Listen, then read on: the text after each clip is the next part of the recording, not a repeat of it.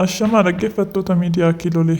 Qophii keenya guyyaa har'aatiin odeeffannoo wayitaawaa ta'an qabannee jirra. Hamma qophiitti nu waliin ta'a. Raayyaan ittisa biyya Itoophiyaa bakka leenjii Xollaayitti aangoo olaanaan raayyaa leenjisee eebbisiise. Manni barumsaa leenjii sunis yeroo torbaaf ogummaa raayyaa adda addaatiin leenjisiisee jira. Agarsiisa adda addaa gochuunis eebba isaanii irratti mul'isanii jiru. Qophii eebbichaa irratti hoogganaan raayyaa barumsaa fi leenjii raayyaa kan ta'e Leetanaal Jeneraal Yimar Mokonnon fi aangaa'onni raayyaan hedduun irratti argamanii jiru.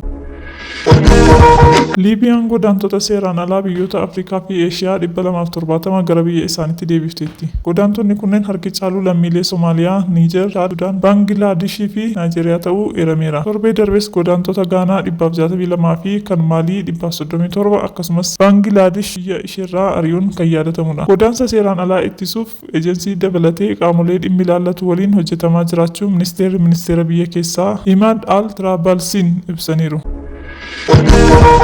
Tajaajilli lammummaa waliin jireenya lammiilee Itoophiyaa riqicha ta'uun qormaatilee hedduu keessa darbii har'aa akka gahaniif duudhaa gargaareedha. Gaarummaan qabeenyaa irraa hafaa yookaan dandeettii addaa waan qabnuuf kan raawwannu otoo hin taane kennaa fi humna kuufama namni hunduu qabudha. Kanumaan wal qabatee tola ooltummaan biyyaaf jechuun ministeerri muummee Dr. Abiy Ahmed paarkii Michoomaatti kabajaa jiru. Ministeeronni, keessummoonni fi dargaggoonni tola ooltotaa naannolee biyyaa irratti walitti babba'anis argamaniiru. Sagantaan kun waajjira ministeera muummee fi ministeera dhimma dubartootaa fi hawaasummaan kan qophaa'e yoo ta'u, aadaa tola ooltummaa ganamaan jiru itti fufsiisuuf kan yaadamedha. Egaa dhaggeeffattoota qophii keenyaa asumaan golomnaa turtii gaarii qabaadhaa. Laayik, sheer, sabskiraayib gochuun nu hordofaa. Galatoomaa.